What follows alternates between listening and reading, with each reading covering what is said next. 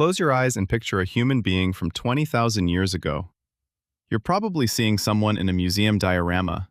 Fur clothes, a spear, clean skin, standing next to a mammoth. And almost everything about that picture is wrong. Not because the details are off, but because the person you're imagining would have looked bizarre to everyone actually alive back then. Here's what archaeology keeps telling us. The daily habits of ancient people weren't a rougher version of ours. Some of them were so different that when researchers first dug up the evidence, they assumed they were misreading it. They weren't. Let's go through what an ordinary life actually included, starting with the mildest and working up.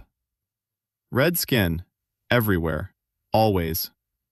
At Blombos Cave on the South African coast, researchers led by Christopher Henshelwood found something remarkable.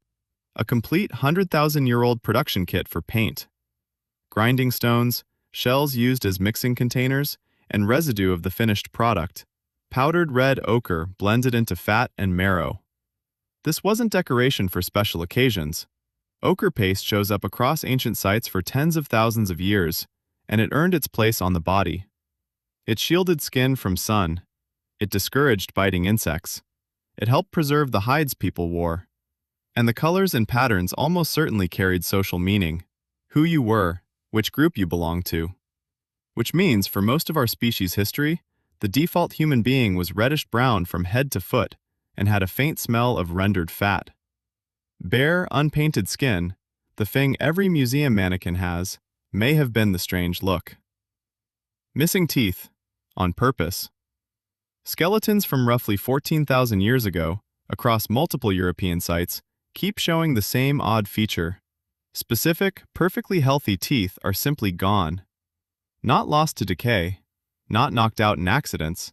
The pattern repeats too consistently across too many individuals for that. The anthropologist Isabelle Crèvecoeur, who has studied these skeletons closely, reads the pattern as deliberate. Teeth extracted at a particular point in life, most plausibly to mark the crossing from childhood into adulthood. A permanent badge, worn in your smile, that everyone in the community could read at a glance. So where we see damage in those skulls, the people who lived alongside them saw a milestone. An adult with all their teeth might have been the one who looked unfinished. Surgery with a stone tool. That patient survived.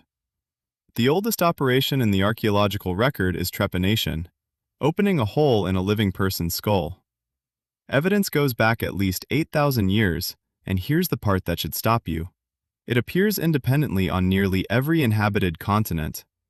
Communities in ancient Peru, ancient France, ancient China, with zero contact, each separately arrived at the idea of going in through the head.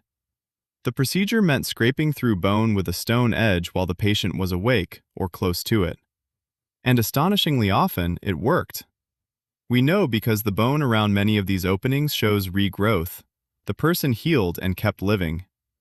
One individual from Peru carries 7 separate openings, made at different times, every single one healed over. 7 skull surgeries, 0 anesthesia, survived them all. Some openings sit right where an injury would have caused dangerous pressure, genuinely sound medicine. Others sit on healthy bone, suggesting the goal was spiritual, releasing whatever was tormenting the patient. Probably both motives coexisted. Either way, this was an accepted treatment people underwent more than once, millennia before anyone knew germs existed. Jewelry made from a predator, by Neanderthals.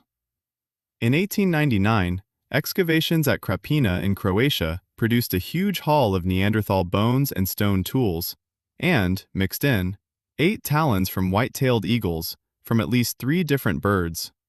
For more than a century, nobody gave the talons much thought. Then, in 2013, museum curator Davorka Radovchik took a fresh look and spotted fine cut marks and polish. The wear of talons deliberately worked and strung together, worn as a necklace or bracelet. The study came out in 2015, and the date is the stunning part. About 130,000 years ago. Modern humans wouldn't reach Europe for another 80,000 years. No one taught Neanderthals to do this. The species long dismissed as brutish was hunting one of the most dangerous birds in the sky, harvesting its weapons and wearing them, presumably for the same reason anyone displays a trophy. Look what I faced. Look what I am. That impulse turns out to be older than our species' presence in Europe. The cave where the dead became dishes. Now the hardest one. Gough's Cave, in Cheddar Gorge in southwest England, was home to a community around 15,000 years ago.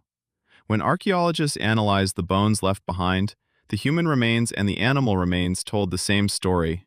Butchery marks, bones split for marrow, and on the human bones, the pressed impressions of human teeth.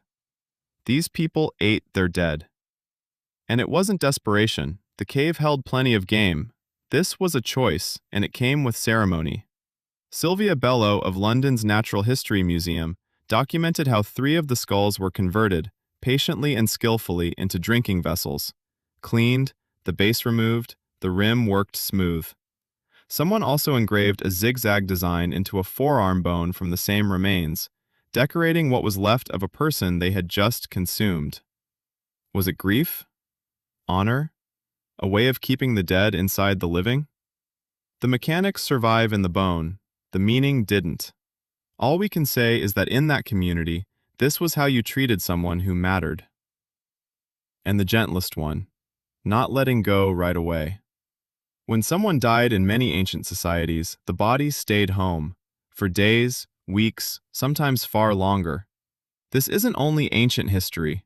The Toraja people of Sulawesi in Indonesia still keep a deceased relative in the house today, tended and included in family life until the proper funeral can be held. A tradition with very deep roots, echoed in delayed burial practices across the ancient world. And honestly, it tracks. Without hospitals or undertakers, death didn't vanish behind a curtain within hours. The body remained, the person didn't. And the space between those two facts is exactly the size of grief. Sitting with the dead let a family close that gap at a human pace, together. So, who's actually strange here? Every practice in this video was unremarkable to the people doing it. Nobody at Gough's Cave flinched at the skull cups. No one stared at a neighbor's missing teeth or red-painted skin. A Neanderthal wearing eagle talons was just a person with a story. The discomfort belongs entirely to us, looking back across the gap. And here's the thought to leave with. 15,000 years from now, someone will study how we lived, how we boxed up our dead within hours, spent our days staring into glowing rectangles, and they'll need a moment for it to sink in. Normal isn't a fixed thing. It's just whatever everyone around you is doing.